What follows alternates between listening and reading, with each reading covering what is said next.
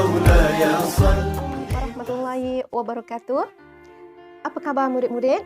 Ustazah doakan semoga murid-murid semua dalam keadaan sihat sejahtera dan sentiasa dalam rahmat Allah selalu. Baik, hari ini saya Ustazah perkenalkan diri Ustazah. Saya Zasarwah binti Sulaiman selaku guru tajwid untuk tahun 6. Baik murid-murid, untuk tahun 6, slot hari ini slot yang pertama ni kita masuk tajuk idgham. Ya. Ya, bila darjah 4 awak dah belajar tentang idgham, itu adalah bahagian idgham. Tetapi bila masuk kepada tahun 6, idgham yang kita nak belajar kali ini ialah tentang makhraj sebutan huruf, iaitu jenis-jenis idgham ni tadi.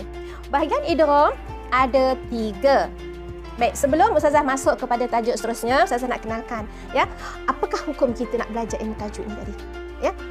Kita tahu pergi sekolah nak belajar tajwid. Apa tu tajwid? Sebab apa kena belajar? Baik. Dalam mempelajari ilmu tajwid ada 2 hukum ya murid-murid. Yang pertama sekali ialah fardu kifayah. Apa dia fardu kifayah? Sebagai contoh, kita menziarahi orang sakit. Kemudian kita menziarahi jenazah. Kita pergi berjalan dan sebagainya, itu adalah fardu kifayah. Tetapi di sini ialah fardu ain. Apa yang dimaksudkan dengan fardu ain ialah kefarduan yang wajib, yang dituntut oleh setiap umat Islam, setiap kita semua ni, individu ni, ketika membaca Al-Quran. Sebab apa kita kena tekankan tentang tajuk ini murid-murid? Kerana ketika membaca Fatihah dalam solat, kalau kita tidak baca dengan betul dari segi makhraj, dari segi sebutan huruf, sah atau tak sah solat kita? Masya Allah ya. Sebab itu mempelajari ilmu tajwid ini adalah fardu kifayah, dan mengamalkan ketika kita membaca Al-Quran hukumnya ialah fardu ain. Sebagaimana dalam firman Allah Taala ya, Bismillahirrahmanirrahim. Warattilil Qur'ana tartila. Itu adalah dalil untuk kita mempelajari ilmu tajwid. Dan hendaklah kamu membaca Al-Quran itu dengan tartil. Bagaimana yang dimasukkan dengan tartil? Mestilah dengan fasih, dengan lancar, dengan mengikut sebutan yang betul. Barulah menjadi satu bacaan yang sempurna. Ya, baik. Kita masuk kepada tajuk yang pertama, iaitu bab idgham. Baik, apa yang dimasukkan dengan idgham ialah memasukkan. Idgham ialah masuk. Masuk apa? Memasukkan huruf. Beza dengan izhar. Izhar terang, nyata dan jelas. Ikhfa, menyembunyikan. Kemudian idgham, memasukkan. Iklab, menukarkan. Jadi ada istilah tertentu. Jadi kat sini kita masuk pada idgham. Idgham terbagi kepada 3 ya murid-murid. Yang pertama sekali ialah mutamasilain. Sebut murid-murid, idgham mutamasilain. Kedua, idgham mutaqaribain. Dan yang ketiga ialah idgham mutajanisain. Baik, ulang balik semula ya. Berapa bahagian idgham? Ada 3. Apa dia? Pertama, idgham mutamasilain. Kedua, idgham mutaqaribain. Ketiga, idgham mutajanisain. Baik, nak kenal juga apa yang dikatakan mutamasilain, apa yang dikatakan mutaqaribain dan mutajanisain. Ada tak beza murid-murid? Ada. Yang mutamasilain ialah 2 persamaan. Bila masuk bab idgham ini, dia menyentuh tentang pertemuan. Ya, maksudnya mesti ada 2 huruf sebab kita nak memasukkan huruf-huruf tersebut. Mutamasilain ialah 2 persamaan, bersamaan. Kedua ini mutaqaribain ialah berhampiran, dan yang ketiga ialah 2 berhampiran sejenis. Okey, kita masuk kepada yang mutamasilain dahulu ya Ustaz ni murid-murid. Okey, Ustazah padam dulu. Kita tengok pada yang pertama, apa yang diistilahkan dengan mutamasilain tadi ya. Baik, mutamasilain ialah dari segi bahasa kita kenal ialah memasukkan sesuatu ke dalam sesuatu. Sesuatu maksudnya memasukkan huruf dengan huruf. Dari segi istilah pula ialah memasukkan huruf pertama yang bertanda sukun. Ustazah dah sentuh tadi kan, iaitu mesti ada pertemuan. Huruf pertama tadi mestilah bertanda sukun. Contohlah Ustazah buat dekat sini ialah huruf ba, dia sukun. Ya, tanda sukun ialah tanda mati. Ya, ingat murid-murid ya. Kan? Fathatun baris atas, kasratun baris bawah, dhammatun baris depan, sukun tanda mati. Baik, yang ini ialah tanda mati. Ya, huruf pertama mesti sukun. Kemudian yang kedua, memasukkan huruf kedua. Dengan memasukkan huruf kedua, huruf pertama tadi kita masukkan kepada huruf yang kedua sehingga menjadi satu huruf yang bertasydid. Apa dia tasydid? Ni dia murid-murid. Ya, kenal lagi tak tanda tasydid ni? Sebab dah cuti lama ni. Takut tak ingat pula tanda fathah, dhammah, kasrah, tak ingat lagi murid-murid. Ustazah percaya murid-murid ustazah semua alhamdulillah ingat semua ya. Baik. Ini yang dikatakan idgham mutamatsilain. Dia adalah pertemuan dua huruf yang bersamaan pada makhraj dan sifat. Dan selain daripada ini juga kita kena kenal ya, bab idgham kena ada dua yang perlu murid-murid tahu. Pertama makhraj, yang kedua ialah sifat. Baik, bermakna tentu murid-murid ingat ya pelajaran darjah 3. Apa yang dikatakan makhraj? Makhraj ialah tempat keluar huruf. Manakala sifat ialah cara menyebut huruf. Sebab itu kita dikatakan idgham. Masih lagi menyentuh tentang pertemuan. Baik, mutamatsilain ni tadi ialah bersamaan, dua bersamaan. Bersamaan apa? Makhraj dan sifat. Baik, murid-murid cuba tengok. Pertama ya, contohnya seperti huruf. Apa dia huruf yang sama? Seperti huruf ba dengan ba, kemudian ta dengan ta, ra bertemu dengan ra. Sama tak murid-murid? Cuba sebut. Ra. Daripada mana keluar huruf ni? Ra. Daripada hujung lidah. Sama tak dengan ni? Ra. Sama. Yang ini ba. Daripada dua bibir. Sama tak? Sama. Kemudian ta. Sama. Ta. Sebab ini dinamakan idgham mutamatsilain. Ada penambahannya lagi murid-murid. Mutamatsilain bi ghairi gunnah. Sebab apa dinamakan bi ghairi gunnah? Kalau dekat sini. Kerana ia tidak dibaca dengan dengung. Kalau mim bertemu dengan mim, dengung tak? Dengung. Sebab itu ini disebut sebagai ma'al gunnah. Baik. Seterusnya, kita lihat pada misal yang diberi. Lihat pada lembaran kerja yang telah diedarkan ya. Baik. Kita baca sama-sama contoh yang diberi. Ba bertemu dengan ba. Bismillahirrahmanirrahim.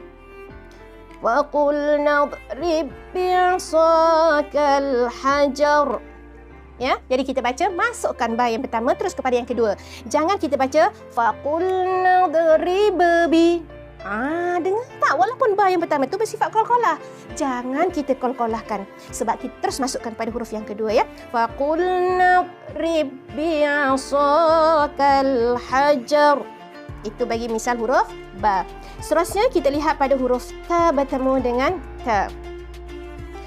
Fama rabihat tijaratuhum wa ma kanu muhtadin. Fama rabihat jangan baca fama rabihat ti. Tak nak ya murid-murid sebab kita dah masukkan. Seterusnya pada huruf dal bertemu dengan dal. Kita tak boleh sebut dal. Dal, ujung lidah sahaja. Dal bertemu dengan dal. Wa qad dakhalu bil kufri wa hum qad kharaju bih. Ya, wa qad. Jangan baca wa qad da. Salah ya murid-murid. Seterusnya pada huruf zal bertemu dengan zal. Wa dhannuni idh dhahaba mughadiba. Zal bertemu zal atas hujung lidah ke hujung gigi kapak zal ya, jangan baca zal. Zal.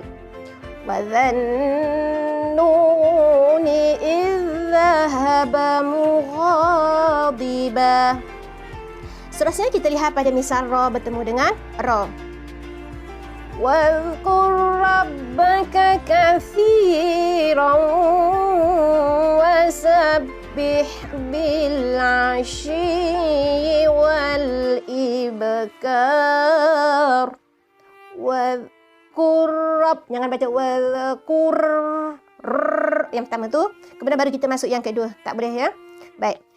Seterusnya kita nak kenal dalam hukum idgham yang kita sebut tadi, mesti huruf yang pertama sama dengan huruf yang kedua. Tetapi harus ingat ya murid-murid, ada huruf yang dikecualikan daripada idgham mutamatsilain ini tadi, iaitu apabila mim bertemu dengan mim dan juga nun bertemu dengan nun.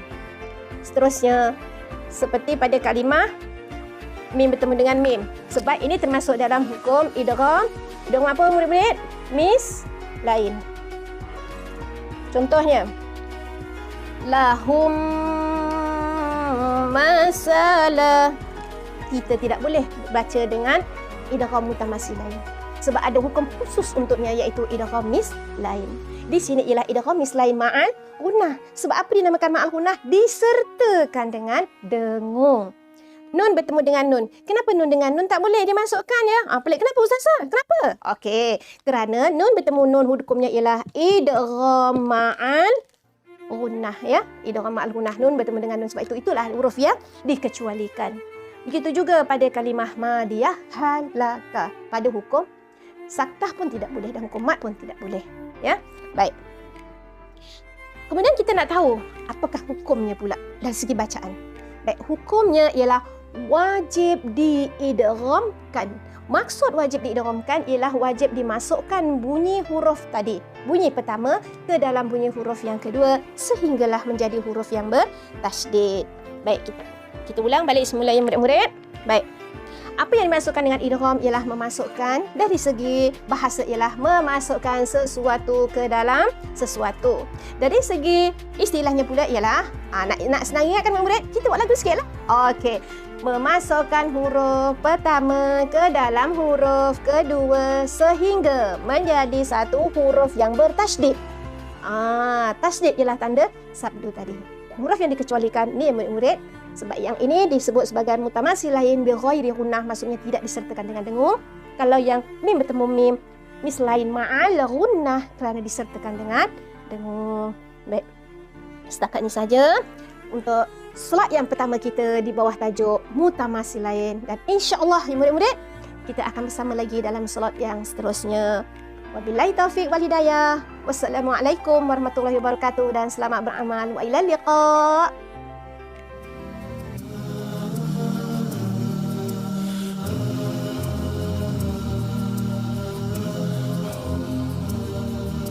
سلام سلام كمسك الختام عليكم أحيبابنا يا كرام.